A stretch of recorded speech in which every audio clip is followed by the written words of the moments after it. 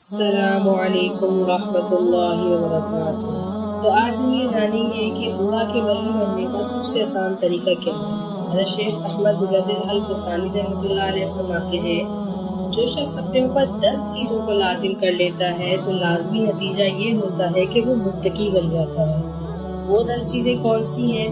ماہ سیام کے ان حسین لمحوں میں ہمیں وہ 10 اوصاف اپنے اندر پیدا کرنے چاہیے تاکہ ہم متقی بن جائیں، اور متقی اللہ کے محبوب بنتے ہیں۔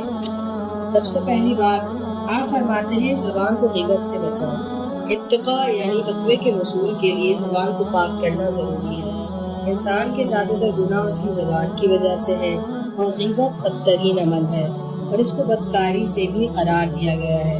الغیبت اشد من الزنا، تو اپنی زبان کو غیبت سے بچائیں۔ دوسری بات ارشاد فرمائی، بدظنی سے بچیں۔ کسی سے خواہ بدگمان ہو جانا اور اپنے دل کو کسی کے لیے میلا کر لینا اور اس کو بدگمانی دل میں پالنا، تو یہ تقوی کے منافی ہے۔ زبان کو غیبت سے بچائیں، دل کو بدگمانی سے بچائیں۔ تیسرے کیا فرمایا؟ مسخرے پن سے بچیں، بات بات پہ ٹھٹھے مار کر ہنسنا اور اس طرح کی زندگی بسر کرنا۔ انسان کو خوش مزاج ہونا چاہیے، لیکن خوش مزاجی اور مسخرے پن میں فرق ہے، اس کو سمجھنا چاہیے۔ سنجیدہ متین زندگی مومن کی زینت ہے، انسان کا حسن ہے۔ چوتھی چیز فرمائی کہ اپنی آنکھ کو حرام سے بچائیں۔ پانچویں چیز ارشاد فرمائی، ہمیشہ سچ بولے۔ جھوٹا شخص کبھی متقی نہیں ہو سکتا، جیسے کہ حدیث کا مفہوم ہے کہ جب کوئی شخص جھوٹ بولتا ہے تو اس سے بدبو نکلتی ہے۔ اس کو عام لوگ تو نہیں سن پاتے، لیکن اللہ کے فرشتے ایک میل دور پیچھے ہٹ جاتے ہیں۔ تو مومن سچا ہوتا ہے، مومن کبھی جھوٹا نہیں ہوتا۔ چھٹی چیز ارشاد فرمائی، ہر حال میں اللہ کا احسان مانو۔ جب بھی انسان پر کوئی بھی بہتری آئے تو اس وقت یہ کہے کہ یہ میرے رب کا احسان ہے کہ مجھے یہ حاصل ہوا ہے۔ اسی لیے تعریف فرماتے ہیں کہ میں نے اللہ کو اپنے ارادوں کی شکست سے پہچانا۔ سب کچھ اللہ کی مدد سے ہوتا ہے۔ اس کے ماہ رمضان میں اگر اللہ نے روزہ رکھنے کی توفیق دی ہے تو یہ اللہ کا احسان ہے، اس میں ہمارا کوئی کمال نہیں، اسی ہر حال میں اللہ کا احسان مانے۔ ساتویں چیز، اپنا مال رائے حق میں خرچ کرنا۔ ناحق راستے پر ایک درہم بھی خرچ نہ کرے۔ اللہ قیامت کے دن بندے کی قدم اپنی جگہ سے ہٹنے نہیں دے گا جب تک کہ اس سے 3 سوال نہیں کرے گا۔